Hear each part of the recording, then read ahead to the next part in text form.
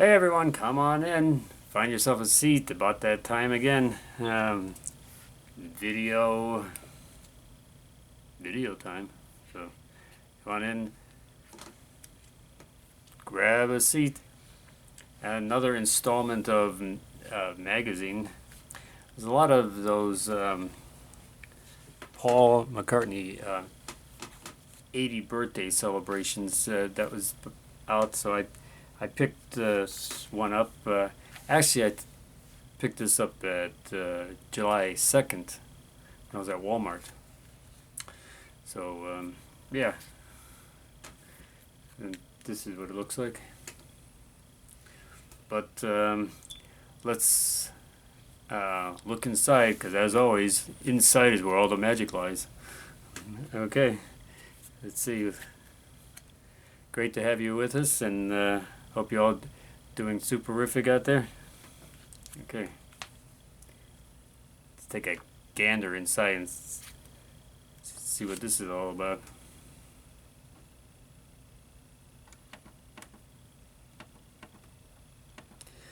That's the cover, of course.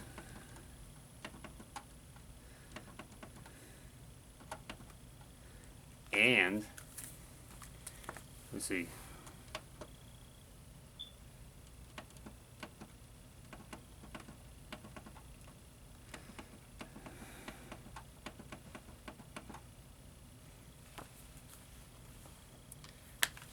Okay, just a minute and we'll be on our way. Well, I had a vision when I was 12, and I saw a man on a flaming pie, and he said, "You're Beatles with an A," and we are. That's Paul laughing. Well, that's how it started anyway. How did it start for you, Paul? We made our first record at the beginning of 1963, and we had a hit with that. But I think the whole bit really started when we did a Palladium show, and then later we were asked to do the Royal Variety Command performance, you know.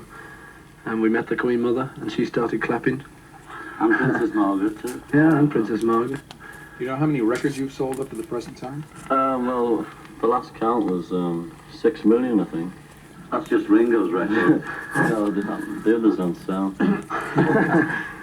Have you heard that your records are getting into the pop charts in countries all over the world? Yes, well, we've heard that our latest record, I Wanna Hold Your Hand, came into the Australian top 20 right in a #1, which is very nice. And I think it's selling in Finland and Sweden and other places like that too. Also Ireland. Israel, I believe. Oh yeah, Israel, to mention but a few. I'm glad they like us, anyway. Bet you never thought you'd get that kind of worldwide acceptance. Well, that's a nice thing to say, isn't it? We're very lucky. There's a rumor that you fellas wear wigs. No, it's a dirty rumour, we don't. No, we cut it ourselves. What influenced you fellas to let your hair grow so long? I think it was my dad, really. He said, you know, Paul, it's a bit square, the haircut I had, you know, short back and side. He said, why don't you get a Beatle cut, son? Thanks. Was there ever a time when you felt you were in danger of being mauled by exuberant fans?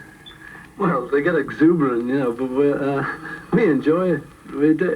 We don't come to any harm, because the policemen are equally as exuberant, you see. The police have a great time. Really nice photos. Where'd you get those snappy jackets? I don't know, we were just walking around town and we looked in a shop window and saw a round neck jacket, you know, one of those. And we liked it, so we went and just bought an odd jacket each, and then we decided to get suits made for the stage, and that's how it started, you know. We've worn them ever since. Well, you know, you've started a new trend among your fans. Yeah, quite a lot of them are wearing this. Quite a lot of them aren't. There are a few that are wearing it. I've seen an old man in one as well. I've seen an old woman. I saw 4 old men to top that. I give in. A lot of your songs contain the words you or me or I. Who's me? From me to you, she loves you. I wanna hold your hand. Right, now what is the significance of that? No, I think the only idea about that is that when we sing songs, we prefer to sing ones with a sort of personal touch, you see, so the best way to get that into the song is just to write them with I or you or me or him or through or by or that. What brings you to the U.S. at this particular time? Well, we're over here to do 3 Ed Sullivan TV shows and meet the press. And a bit of a rest on Miami Beach. Are there plans for a movie? Yeah, well, when we get back to England from this current visit of America, we... to America. By America, yeah. Well, you see, we're making a film which we don't know the title of, but it's going to be a film just about us. We don't know the script, and we don't know what So songs it'll are going to be in it. it should be released in the States at the end of this year sometime, we hope. With no title and no song. And no script. We'd like to thank you for dropping by, and we wish you the best on your U.S. tour. Pleasure to be here. Thank you. Thank you very much. The Beatle Trip 66. This is Ken Douglas, John Lennon. I read something recently that you were worrying about the Beatles being brought down. Certain people are interested in getting the Beatles over with. I think that's a bit of a one that's, I don't really know about that story, honestly. There's nobody, I've never said, there's nobody trying to pull us down. And I agree that if we were slipping, there's lots of people who'd clap hands, Daddy, come home. What kind of people do you think would be interested? I don't know, because they never show themselves until that time arises when it's right for them. Do you feel you are slipping? We don't feel we're slipping. Our music's better. Our sales might be less. So, in our view, we're not slipping, How many years do you think you can go on? Have you thought about that? It doesn't matter, The thing is... You just try and go forward. And The thing is, if we do slip, it doesn't matter, so what? We slip. And so we're not popular anymore, so we'll be all unpopular, won't we? We'll be like we were control, maybe. And we can't invent a new gimmick to keep us going like people imagine we do. Did you say that Britain is becoming a police state? I'll tell you, we've really been putting our feet in it lately. You can't say anything, without it turning into the worst quote ever. I mean, somebody just in passing saying it to a friend, you see. That's what we forget we're Beatles sometimes. You can't help it. We're still us inside. And if you say something like that, I didn't say it, it was one other. But when you say something like, Britain's becoming a police state, you say it exactly the same as anybody in a pub saying it to their friend across the bar.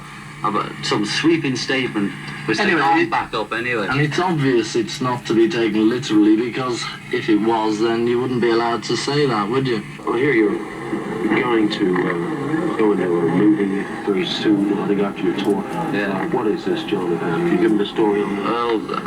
Well, all I know about it is it's about World War II, and I think it's not a broad comedy or anything. It's a comedy. That's all I know about it. It's about World War II. I'm called Gripweed. Gripweed? Yeah. What's the name of it? I think it's called How I Won the War, as far as I know. What is actually what part are you taking? I'm just no, not really. I don't think it's sort of like gag lines so much, It's just, I'm just some soldier, from Batman to Michael Crawford. It's just, nobody ever, it's just about one of Dick Lester's films, and it's hard sort of trying to say what it's about, really, because he knows. But, yesterday I asked you during the press meeting one question about your music and how it changed. What I was going to ask you now is that, do you write most of the lyrics, or do you write music, or is it called? No, it's never like that, It's, I've written a song with a verse, say, and I've had it for a couple of weeks, and I just don't seem to be getting any more verses, so I just say to well, jingling jing, have you got any verses for this? And then we either both write them and you say, yeah, we'll have this or that. It's very haphazard, There's no sort of rules for writing. Is there any particular song, since you've been on the scene, that you favour most of all, and do you have a favourite one? I like Here, There and Everywhere and Yellow Submarine, just to listen to, you know. And looking towards the future, do you think you'll be back here at the United States game next year? I don't think about the future as much as that, but I suppose we will, you know. We just seem to come back every August as far as I can see. It's just sort of like the national trip, our annual trip. How do you feel about being away on these tours where being near your wife for so long? Well, the longest tour we ever do is 3 weeks, and it's usually in America we do the longest tours. And 3 weeks, if you're busy, you know, it's all over before you know what's happened. You're back home. Well, thank you, John. Hope you told me again. Okay, so The Beatles' popularity was global. No corner of the world was left untouched by Beatlemania. Here's part of a German news conference held in 1965. In this rare recording, we find Paul and the rest of the Beatles trying their best to field questions despite the language barriers which existed. Hier sind die Beatles und ihre Fans. Und jetzt kommt Paul McCartney persönlich. Paul, kritische Leute sagen, was sie machten, sei keine Musik, sondern Lärm. Stimmt das? Ist nicht wahr. Ist Musik, bisschen Musik. Ja. Nicht so wie Beethoven, aber ist Musik. Ja. Glauben Sie, dass dieser Beatles-Boom eine lange Zeit anhält? Vielleicht. I don't know. I hope so. Inzwischen haben sich auch die anderen Beatles bei uns versammelt und grüßen ihre Fans in Deutschland. Hello, this is Paul McCartney. Guten Tag. Fans in Germany. That's good. Guten Abend. This is George Harrison. Fans the Beatles.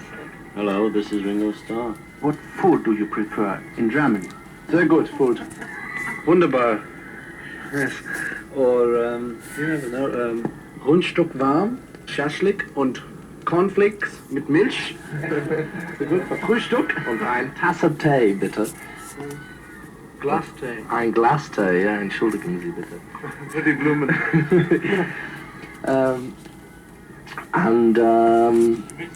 Whisky mit Coca-Cola und Eis. Now, let's have Ringo Starr.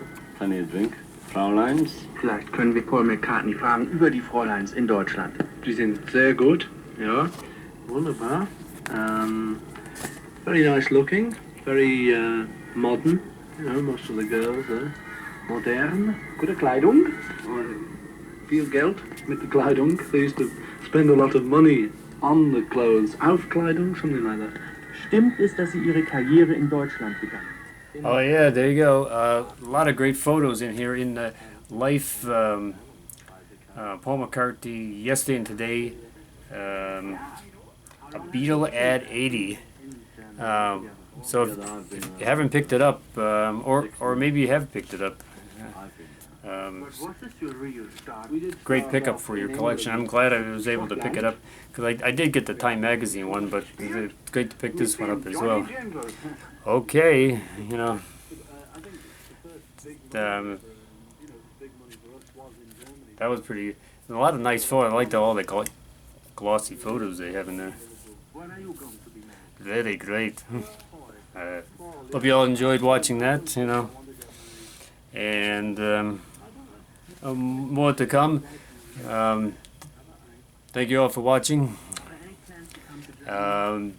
Beatles forever. Take care and